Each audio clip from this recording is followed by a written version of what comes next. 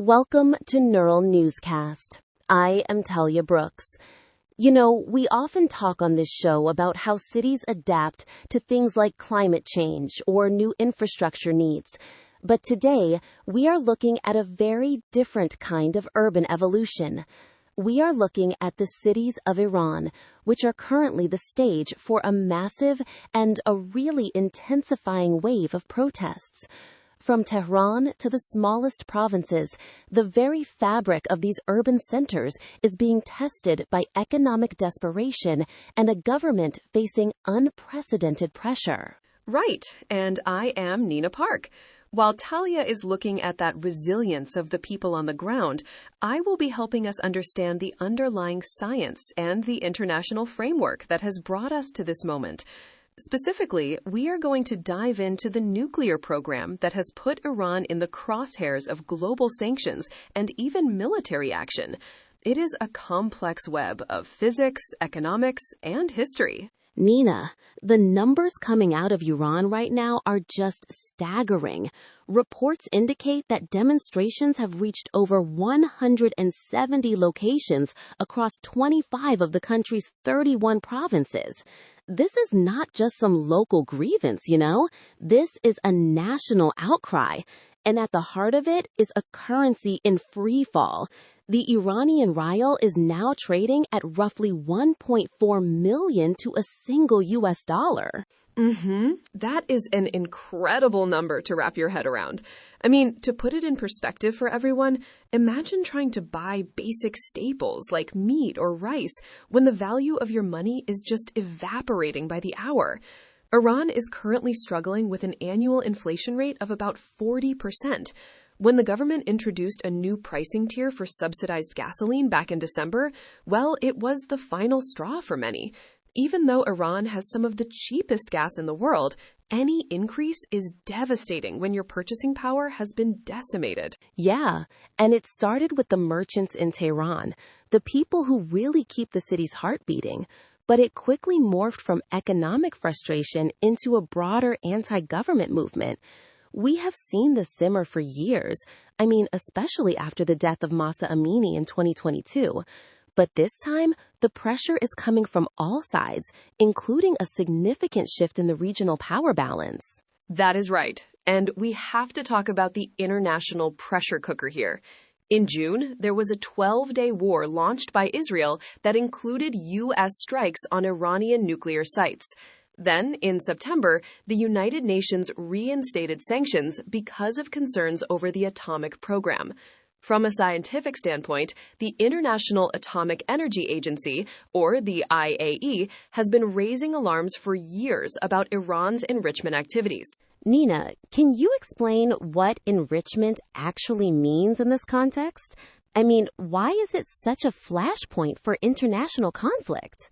Certainly. So, most nuclear reactors for power require uranium enriched to about 3 to 5%. However, Iran had been enriching uranium to near weapons-grade levels, which is around 90%. They were the only country in the world without an active nuclear weapons program to do so. The IAEA Director General warned that Iran could potentially build as many as 10 nuclear bombs if they decided to weaponize that material.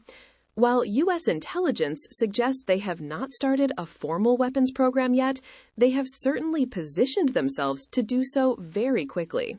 And that positioning is what led to the strikes in June. It is this cycle of escalation. Iran insists its program is peaceful, yet it cuts back on cooperation with UN inspectors. Then the sanctions return, the economy collapses, and the people in the cities are the ones who suffer the consequences. It makes the prospect of urban resilience seem almost impossible under such a heavy weight. Totally. And it is also worth noting that Iran's traditional support system is crumbling. The so-called Axis of Resistance, a coalition of militant groups and allied countries like Syria, has been decimated recently. Since the Israel-Hamas war began in 2023, we have seen Hamas crushed in Gaza and Hezbollah's top leadership killed in Lebanon.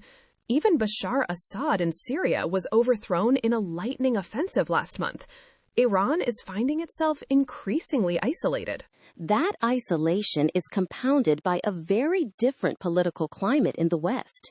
President Trump has recently warned Tehran that any violent crackdown on peaceful protesters would meet a direct U.S. response. This takes on a new weight given the recent U.S. capture of Venezuelan President Nicolas Maduro, who was a longtime ally of Tehran. The message is clear. The old alliances are not providing the shield they once did. Despite all this, though, Iran is signaling that it might be open to negotiations. They recently stated they are no longer enriching uranium at any site, which seems to be a move to ease those sanctions. It is a delicate game of diplomacy. Historically, the U.S. and Iran have seesawed between enmity and cooperation, from the 1953 coup and the 1979 Islamic Revolution to the 2015 nuclear deal that Trump later withdrew from. It is a history of volatility, but as a reporter focused on future cities, I have to look at the courage of the people currently in the streets.